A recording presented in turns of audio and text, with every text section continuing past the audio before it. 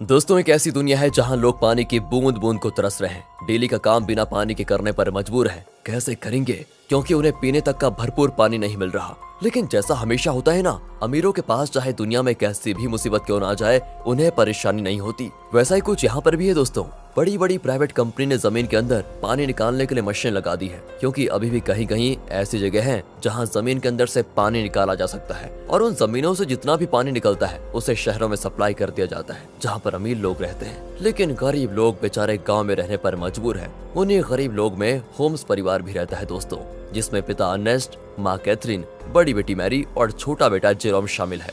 बड़ी मुश्किल से ये परिवार गांव में अपना गुजारा कर रहा था। अर्नेस्ट की काफी बड़ी जमीन भी थी, जिसमें उसके पिता खेती किया करते थे। लेकिन पानी की कमी होने की वजह से अर्नेस्ट खेती नहीं कर पा रहा है। उसने सरकार से भी बात की कि मेरी जमीन अभी भी फर्टाइल है, यानी कि पानी मिले तो इस पर फसल उगाई जा सकती है। लेकिन किसी को भी अर्नेस्ट की बात पर भरोसा नहीं है। इसलिए अर्नेस्ट खुद से ही जमीन खोद कर ट्राई करता है कि क्या पता उसकी किस्मत अच्छी हो, उसे पानी मिल जाए, जिससे उसका खेत फिर से हरा भरा हो जाएगा और फसल बेचकर वो पानी की कमी को भी अपने परिवार के लिए पूरा कर लेगा। दोस्तों, एक दिन की बात है कि अर्नेस्ट के खेत में जहां उसने पानी निकालने के लिए मशीन लगाई थी, वहां पर दो चोर आ जाते हैं जो उस मशीन को चुराने आए थे। अर्नेस्ट तुरंत ही गन लेकर वहां पहुंचता है, और चोरों को जैसे ही पता चलता है कि अर्नेस्ट यहाँ पर आ चुका है, वो लोग बहाना करने लगते हैं कि हम तो बहुत दूर से आए हैं, थोड़ा पानी मिल जाता तो आपकी मेहरबानी होती। पर दोस्तों, तभी वो चोर मौका देखकर अपने पास रखी गन निकाल लेते हैं ताकि अर्नेस्ट को शूट कर पाए। लेकिन अर्नेस्ट का पाला तो ऐसे चोरों से डेली पड़ता था, इसलिए वो तुरंत ही उनके शॉट करने से पहले ही गन चलाकर उन्हें वहीं पर ढेर कर देता है। देखा दोस्तों, ऐसा हाल हो गया है पानी के लिए कि एक दूसरे की जान लेने पे तुले हुए हैं लोग।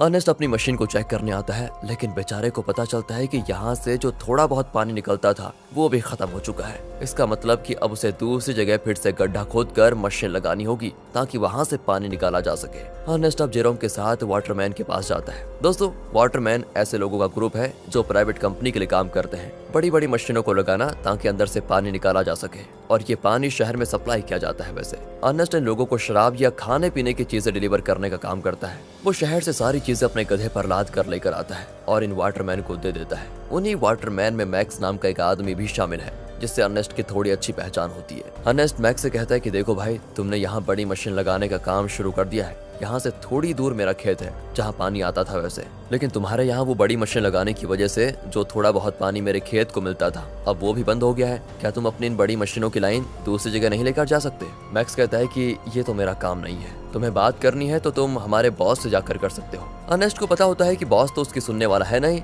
इसलिए वो बेचारा अपना छोटा सा मुंह लेकर जेरोम के साथ घर आने के लिए निकल आता है। लेकिन जब इंसान की किस्मत खराब हो तो उसके साथ बुरी चीजें होने में टाइम नहीं लगता। ऐसा ही अर्नेस्ट के साथ भी हो जाता है। आते समय उसके गधे का पैर पत्थर से टकराने की वजह से वो नीचे गिर जाता है, और गिरने की वजह से उसकी एक टांग टूट जाती है। बेचारा गधा प्यास से पहले परेशान था, टांग टूटने से उसको और तड़पन होती है, इसलिए अर्नेस्ट उसकी तकलीफ को खत्म करने के लिए मजबूरन उससे वहीं मार डालता है। दोस्तों, क्या करता बेचारा। इसके बाद वो एक ऑक्शन हाउस में आता है जहां पुराने रोबोट्स को रिपेयर करके बेचा जाता है। अर्नेस्ट ऐसे एक रोबोट को खरीदने आया था ताकि आगे से वो डिलीवरी का काम संभाल पाए। साथ ही ऑक्शन में फेलम नाम का बंदा भी रोबोट पर बोली लगाने आता है, लेकिन आखिर में अर्नेस्ट को वो रोबोट मिल जाता है, जिसे पाकर अर्नेस्ट और जेरोम बड़े खुश होते हैं कि चलो कुछ तो काम की चीज आई हाथ में। इसके बाद दोनों हॉस्पिटल आते हैं जहां कैथरीन रहती है। कुछ समय पहले एक दुर्घटना का शिकार हो गई थी कैथरीन, इसलिए वो चल फिर नहीं पाती। इसलिए हॉस्पिटल में वायर के जरिए कैथरीन को रखा जाता है। वायर मतलब जो कैथरीन को चलने में मदद करते हैं। अब देखिए, अर्नेस्ट के पास इतने पैसे तो है नहीं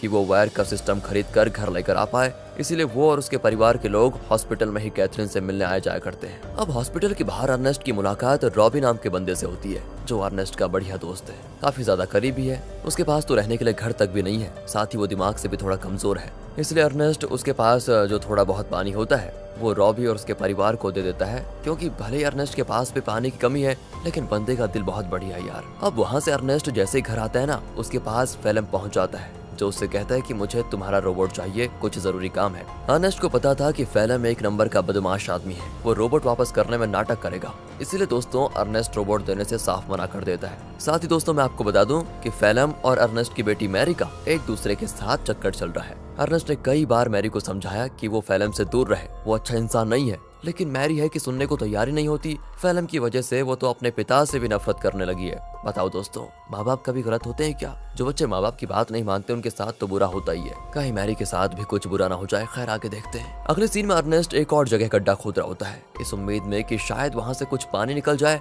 लेकिन बड़ी मशीनों के पाइपलाइन के कारण आसपास का पूरा इलाका सूखा पड़ चुका था। इसलिए अर्नेस्ट को यहाँ भी निराशा का सामना करना पड़ता है। साथ ही गड्ढा खोदने के दौरान अर्नेस्ट जेरोम से बात कर रहा होता है। वो कहता है, जब मैं शहर गया था वहाँ मैंने एक लड़की को देखा जिसके बाल तो छोटे हैं लेकिन देखने में बहुत सुंदर है। तुम तो बेटा बड़े हो चुके हो, कहो तो तुम्हारी बात करवा दो उससे। मैं नहीं जानता कि इस हालत में हम कब तक जिंदा रह पाएंगे, इसलिए हमारे पास जो भी पल बचे उन्हें अच्छे से जी लेना चाहिए हमें। और दोस्तों, ऐसे ही बाप बेटे आपस में बात करते हुए कुछ टाइम एक दूसरे के साथ बढ़िया तरीके से बिताते हैं। इसके बाद अर्नेस्ट जैसे ही घर आता है, मैरी उससे कहती है, मुझे पैसे चाहिए पापा, मैं फिल्म के साथ जा रही हूँ, मुझे यहाँ पर बहुत घुटन हो रही है। अर्नेस्ट कहता है, घुटन हो रही है? मैंने बचपन से तुम्हें पाल पोस के बड़ा किया, सब कुछ देने की कोशिश की तुम्हें, और फिर भी तुम ऐसी बातें कर रही हो। मैरी तो ऊपर से जवाब देती है, कहती है, हम यहाँ पर जी नहीं रहे, सरवाइव कर रहे हैं और मुझे ऐसी जिंदगी चाहिए ही नहीं। अर्नेस्ट के लाख समझाने पर भी जब मैरी नहीं मानती तो अर्नेस्ट मैरी को कमरे में बंद करके खिड़कियों पर कीड़े लगा देता है ताकि वो फिल्म से मिल ना पाए। अब अर्नेस्ट जैसे सप्लाईज लेने के लिए शहर जाने वाला होता है,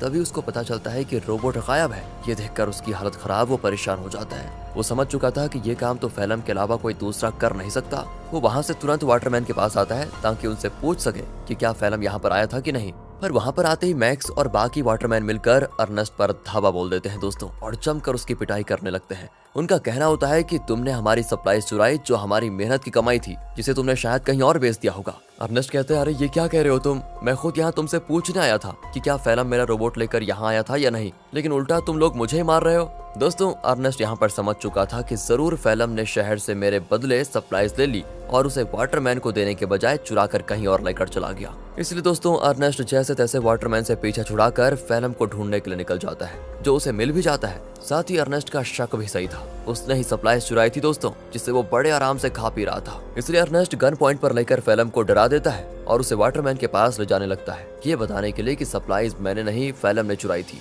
आगे बढ़ते हुए दोनों काफी ज्यादा थक चुके थे। अर्नेस्ट सबसे ज्यादा थक चुका था और साथ ही साथ उसका पानी भी खत्म हो चुका था।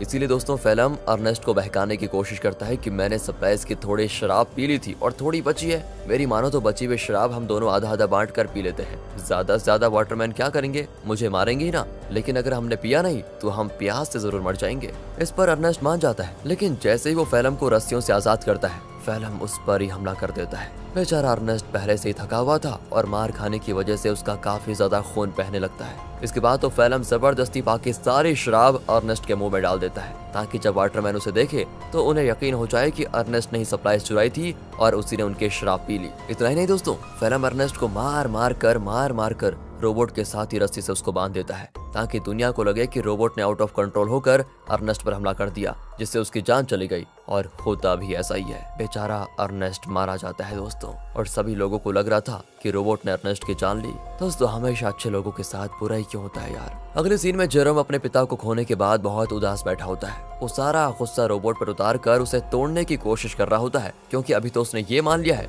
कि रोबोट ने ही उसके पिता की जान ली। लेकिन हम सब जानते हैं कि सच्चाई क्या है। तब वहाँ पर फिल्म आकर जेरोम से कहता है, रोबोट को तोड़कर क्या मिलेगा, ये आगे चलकर हमारे ही काम आएगा, इसलिए इसको तोड़ो मत और तुम चिंता मत करो, मैं हूं ना, मैं तुम्हारे परिवार को संभाल लूंगा, तुम्हारे और मैरी का अच्छे से ख्याल भी रखूंगा। पता हो दोस्तों, कातिल मसीहा बनने की कोशिश कर रहा है। अगले सीन में दिखाते हैं कि फिल्म मैक्स के पास आकर कहता है, मुझे पानी की एक पाइपलाइन चाहिए ताकि उसकी मदद से मैं अर्नेस्ट की जमीन पर खेती कर सकूं। मैक्स कहता है, मैं क्या तुम्हारा कोई नौकर हूं, जो तुम कहोगे और मैं कर दूंगा। तो फिल्म उससे कहता है कि अच्छा, तुम्हें मानना पड़ेगा दोस्त, मानना पड़ेगा। वो दोस्तों उसका चाकू दिखाते हुए कहता है, ये चाकू तो याद है ना तुम्हें, उस दिन जब सप्लाईज लेकर तुम लोगों ने अर्नेस्ट पर हमला किया था, तब ये चाकू अर्नेस्ट ने तुमसे ले लिया था और मुझे ये चाकू उसकी बॉडी के पास मिला जिसमें तुम्हारा नाम लिखा हुआ है। सभी जानते हैं कि मरने से एक रात पहले सप्लाईज लेकर तुम्हारी और उसकी लड़ाई हुई थी। तो मैं क्या सोच रहा था कि मैं जाकर सभी को ये बात बता देता हूँ कि लड़ाई के दौरान तो मैक्स अर्नेस्ट को नहीं मार पाया, लेकिन अगले दिन जब उसे मौका मिला तो उसने अर्नेस्ट को मार दिया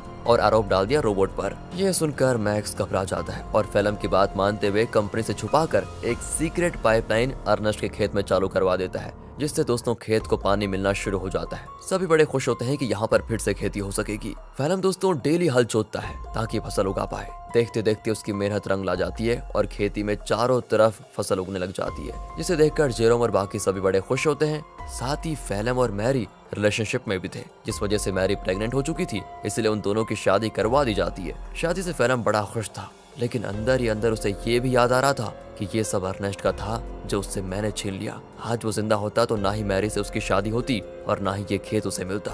अर्नेस्ट के मरने के बाद फैलम ने उसकी सारी चीजों को दोस्तों अपना लिया होता है, लेकिन ये इंसान यहाँ पर भी नहीं रुकेगा। अभी आप इसके पाप देखिए कितना करता है ये। अगले सीन में बैंक से कुछ कर्मचारी आते हैं जो फैलम के पैरों तले जमीन खिसका देने वाली बात बताते हैं कि जमीन पर तुम्हारी फसल उगी है। उस जमीन को अर्नेस्ट ने गिरवी रखा था, वो तो मर गया, इसलिए अब ये जमीन बैंक की होती है और इसमें जो फसल उगी है वो भी बैंक के पास ही जाएगी। फैलम कहता है नहीं, ऐसा नहीं हो सकता, ये बात तुम्हें पहले बतानी चाहिए थी जब यहाँ पर फसल नहीं उगी थी उस समय, और अगर तुम पहले बता देते तो मैं कोई दूसरी जमीन देख लेता। लेकिन दोस्तों बैंक वाले नहीं मानते, वो कहते हैं कि 1 हफ्ते के अंदर अगर पैसे नहीं मिले तो इस जमीन को तुम भूल जाना। इतना कहने के बाद वो चले जाते हैं। फैलम तो परेशान हो चुका था कि अर्नेस्ट ने तो मुझे बेवकूफ बना दिया, बेकारी कहेगा, जमीन तक गिरवी रखिए, बताओ अब पैसों का बंदोबस्त कैसे कर पाऊंगा। बताओ दोस्तों, ये तो वही बात हो गई, उल्टा चोर कोतवाल को डांटे। खैर अब फैलम जेरोम से कहकर रोबोट ले जाने लग जाता है। वो कहता है मैं रोबोट को बेचने जा रहा हूँ ताकि इससे मिले पैसों से बैंक वालों का उधार चुका पाऊँ। लेकिन दोस्तों फैलम शरीफ आदमी नहीं था। वो रॉबी के पास आता है, वही रॉबी दोस्तों जो काफी ज्यादा करीब है, और वो उसे बहाने से साथ में ले जाता है कि मेरे साथ चलो, मैं तुम्हारे लिए पानी वगैरह का बंदोबस्त करता हूँ। इसीलिए बेचारा रॉबी अपने बच्चे को लिए फैलम के साथ चला जाता है। लेकिन मैंने कहा था ना दोस्तों, फैलम के पापों का घड़ा भरा नहीं है। वो धोखे से बेचारे रॉबी के बच्चे को बेच देता है, जिनसे मिले पैसों को वो बैंक वालों को दे देगा। अब इसकी खबर जैसे रॉबी को लगती है, वो फैलम से झगड़ा करने की कोशिश करता है, लेकिन जहाँ पर फैलम ने बच्चे को बेचा था वहाँ झगड़ा वगैरह करने का रूल नहीं होता। बच्चा बिक गया तो डील कभी नहीं टूटेगी, इसलिए वो बदमाश लोग रॉबी को शूट करके मार देते हैं दोस्तों। साथ ही वो फैलम को भी शूट करने की कोशिश करते हैं, क्योंकि उन्हें तो लगा था कि फैलम रॉबी की परमिशन के साथ उसके बच्चे को बेच रहा है। इसलिए फैलम जैसे तैसे अपनी जान बचाकर दोस्तों वहाँ से भाग ही जाता है। साथ ही वो रोबोट को वहीं छोड़ देता है, क्योंकि उसे जेरोम को भी तो बताना है कि ये पैसे बच्चे को बेचकर नहीं बल्कि रोबोट को बेचकर आए हैं। क्या कहें दोस्तों, कितना बुरा आदमी है यार फैलम। तभी तो दोस्तों अर्नेस्ट अपनी बेटी मैरी को मना कर रहा था इसके साथ रहने के लिए। अगले सीन में बैंक को पैसा देने की वजह से जमीन फिर से फैलम की हो जाती है, तो वहीं रोबोट आगे बढ़ते हुए अपने ओरिजिनल ओनर के पास जाने के लिए निकल पड़ता है, क्योंकि जब वो बदमाश लोग फैलम और रॉबी को शूट कर रहे थे तो कुछ गोली रोबोट को भी लग गई थी, जिससे हुआ ये कि रोबोट की डिफॉल्ट सेटिंग ऑन हो गई और इसीलिए वो अपने ओरिजिनल ओनर के पास जा रहा है जो कि शहर में रहता है और ओनर का नाम है कैल्विन। वो जैसे उस रोबोट को देखता है तो बिल्कुल हैरान हो जाता है कि ये किसका रोबोट घूमकर वापस मेरे पास आ गया। उस रोबोट पर दोस्तों अर्नेस्ट का नाम लिखा हुआ था, इसलिए कैल्विन रेडियो के जरिए अर्नेस्ट से संपर्क करने की कोशिश करता है ताकि वो आगे आए और अपने रोबोट को वापस लेकर जाए। जेरोम तो जैसे ही रेडियो को ऑन करता है तो बिल्कुल हैरान हो जाता है कि फैलम ने तो कहा था कि उसने रोबोट को बेच दिया, अब ये कैल्विन बता रहा है कि रोबोट उसके पास है। इसलिए दोस्तों वो डिसाइड करता है कि अगर कैल्विन रोबोट वापस देना चाहता है तो कोई नहीं, ये तो बहुत अच्छी बात है, मैं जाकर उसको ले लेता हूँ। अगले सीन में जेरोम को रॉबी की पत्नी दिखाई देती है, जो रॉबी और उसके बच्चे के वापस न आने पर सदमे में जा चुकी थी।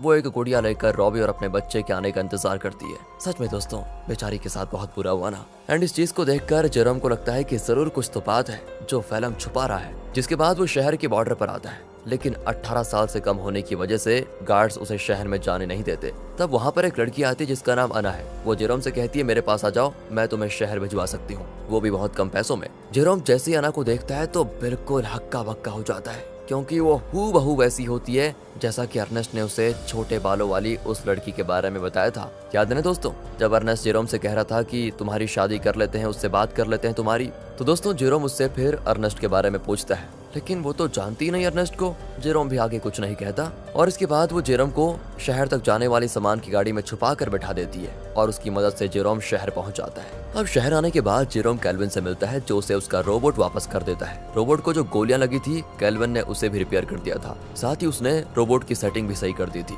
तब जेरोम जैसे ही रोबोट को ध्यान से देखता है तो पता चलता है कि इसमें तो कैमरा लगा हुआ है जो कि लेजर बीम की मदद से वीडियो रिकॉर्ड करता है। वीडियो साफ रिकॉर्ड तो नहीं होता, लेकिन इतनी क्लियर जरूर होती है कि उसे देखा जा सके। और तब उन वीडियोस में जेरोम को उसके अर्नेस्ट के साथ बिताए हुए पल दिखाई देते हैं जिन्हें रोबोट ने रिकॉर्ड कर लिया था। उन्हीं वीडियो में दोस्तों वो वीडियो भी होती है जब फेलम अर्नेस्ट को मार रहा था और रस्सी से बांधकर उसे रोबोट के साथ जोड़ दिया था। इस चीज को देखकर जेरोम को एकदम से सदमा लगता है। उसे सच्चाई का पता चल चुका था कि उसके पिता का मरना कोई एक्सीडेंट नहीं था बल्कि फेलम की सोची समझी साजिश थी। इसलिए वो रोबोट को लेकर वापस घर आ जाता है और आते ही फेलम को ये नहीं बताता कि उसको सब कुछ पता चल गया है, क्योंकि अगर मैरी को मालूम पड़ा कि ये सब फेलम ने किया तो वो तो सदमा बर्दाश्त नहीं कर पाएगी। ऊपर से वो प्रेग्नेंट भी है। इसीलिए जेरोम एक प्लान बनाता है। वो फेलम से कहता है कि मैंने रेडियो पर सुना कि रॉबी तुम्हें बुला रहा है। अब ये सुनकर फेलम परेशान कि रॉबी तो मर चुका है, ये कौन सा रॉबी बुला रहा है। इसलिए वो कहता है कि शायद वो कोई दूसरा फेलम होगा जिसके लिए वो रॉबी बोल रहा है। अब प्लान फेल होता देखकर जेरोम एक लेटर लिखता है फेलम को, ताकि फेलम को ऐसा लगे कि ये लेटर रॉबी ने भेजा है और वो उसे उसी जगह पर बुला रहा है जहाँ पर अर्नेस्ट मरा था। लेटर देखकर फेलम समझ चुका था कि कुछ तो गड़बड़ी है, मुझे वहाँ पर जाकर देखना ही पड़ेगा। इसीलिए वो उसी जगह पर जाता है जहाँ पर उसने अर्नेस्ट को मारा था। आगे बढ़ते हुए उसे जमीन पर बना हुआ गड्ढा दिखाई नहीं देता और गलती से वो उसे गड्ढे में गिर जाता है जहाँ गिरने से उसका पैर टूट चुका था और वो मदद के लिए चिल्ला रहा होता है। तब वहाँ पर जेरोम गन लेकर आता है। उसे इतने गुस्से में देखकर फेलम समझ जाता है कि जेरोम को सब कुछ पता चल चुका है और ये सारा प्लान जेरोम का ही था। तब फेलम जेरोम को बहलाते हुए कहता है, देखो जो हुआ मैं उसके लिए शर्मिंदा हूँ, मुझे माफ कर दो, लेकिन देखो मैंने मैरी और तुम्हारे कितना अच्छे से ख्याल रखा। अगर मुझे कुछ हुआ तो मैरी ये सदमा बर्दाश्त नहीं कर पाएगी, इसलिए मुझे जाने दो।